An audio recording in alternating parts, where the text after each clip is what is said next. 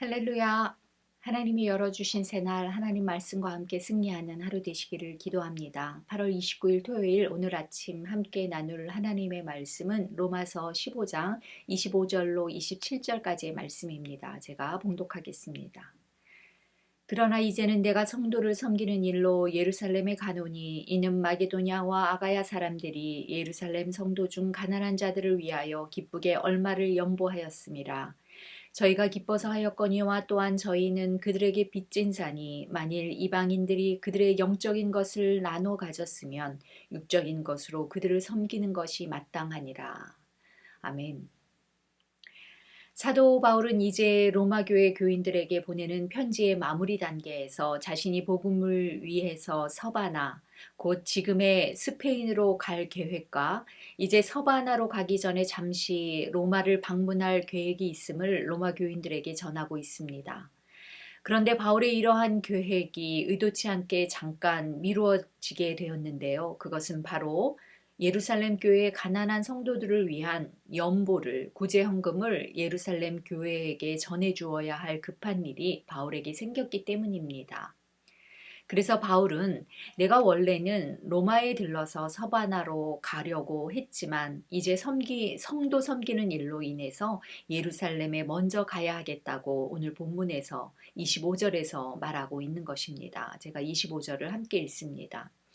그러나 이제는 내가 성도를 섬기는 일로 예루살렘에 가노니 26절입니다. 이는 마게도냐와 아가야 사람들이 예루살렘 성도 중 가난한 자들을 위하여 기쁘게 얼마를 연보하였음이라.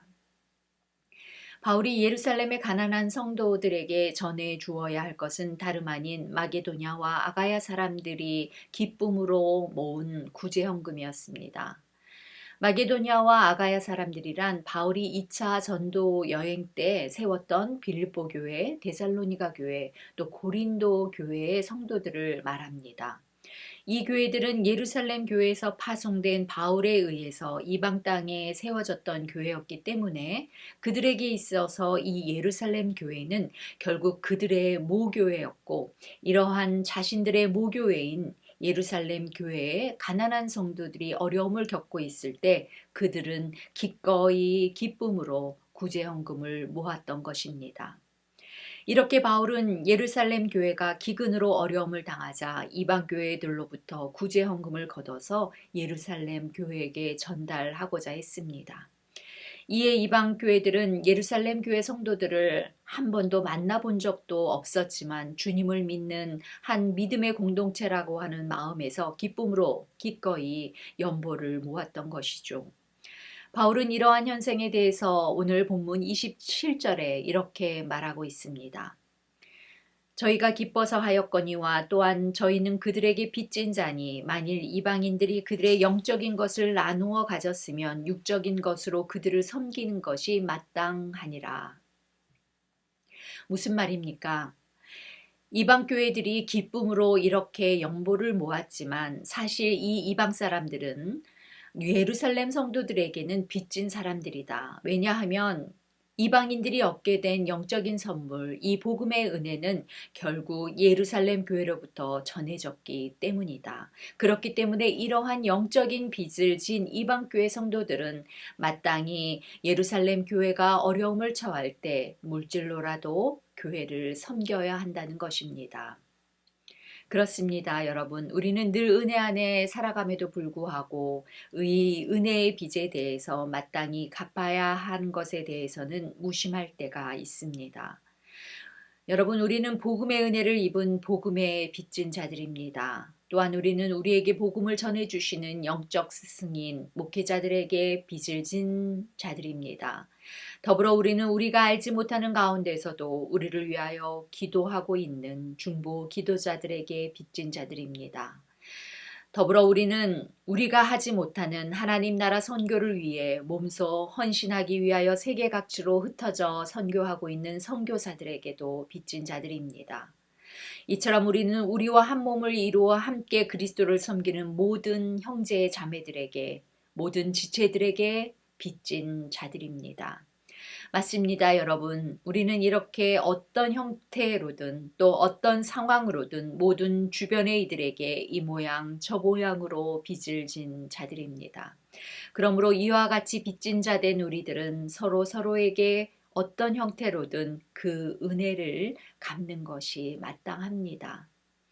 그렇기 때문에 오늘 바울은 예루살렘의 가난한 성도들을 위한 구제 헌금을 기쁨으로 감당한 이방 교회 성도들에게 이러한 연보는 그들을 통해 은혜를 입었던 빚진 자들이 마땅히 감당해야 할 일이라고 말하고 있는 것입니다. 그러나 여러분, 이 은혜의 빚은 물질로만 갚을 수 있다는 것을 말하는 것은 절대 아닙니다. 영적인 빚을 지었기에 육적인 것으로 갚으라는 바울의 말을 그렇게 오해해서는 안 됩니다. 사실 영적인 빚이 과연 육적인 것으로 온전히 갚아질 수 있는가 하는 것도 의문이기는 하지만 오늘 바울이 말하는 것은 한마디로 믿음으로 하나 된 신앙 공동체 안에서 우리 모두는 서로 서로에게 빚진 자이므로 서로 상부상조해야 한다는 것입니다. 다시 말해서 우리 모두에게 어떤 형태로든 빚진 자들이기에 우리 안에서 어떤 한 지체가 힘든 일을 당할 때면 어떻게라도 도와주는 것이 그들에게 진 빚을 갚는 길이며 그것이 또한 한 몸을 이루는 지체들이 해야 할 마땅한 도리라는 것입니다. 사랑하는 여러분, 여러분은 살아가면서 누군가에게 큰 은혜를 입었던 경험들을 모두 가지고 계시죠? 그 은혜가 물질이 되었던 기도의 후원이 되었든지 간에 그 기막힌 고난의 때에 그 누군가가 나에게 내밀어준 도움의 손길을 통해서 그 어려움을 헤쳐나갔던 때 말입니다. 여러분, 그때를 생각하면 우리 모두는 빚진 자들입니다. 그러므로 이전에 그 누군가의 도움이 나를 살리고 일으켰다면 이제 나 역시 넘어져 있는 누군가에게 도움의 손을 내밀어 주어야 합니다. 내 손으로 넘어진 그들을 다시 일으켜 다시 걷게 해 주어야 합니다. 이것이 은혜 안에 사는 은혜의 빚진 자들이 해야 할 마땅한 삶입니다. 교회는 하나님의 은혜를 입은 자들이 함께 모인 사랑의 공동체입니다. 그러므로 그리스도께서 우리를 위해 그리하셨듯 우리도 서로를 위해 자신을 희생하며 서로의 필요를 채워주는 사랑으로 하나님이 기뻐하시는 믿음의 공동체를 이루는 성도들이 되어야 합니다. 사랑하는 여러분, 오늘 하루도 내 주위에 넘어진 자들, 고난에 힘들어하는 이들을 돌아보아서 그들에게 손 내밀어 줄 수 있는 하나님의 자녀들로 살아갈 수 있기를 간절히 소망합니다.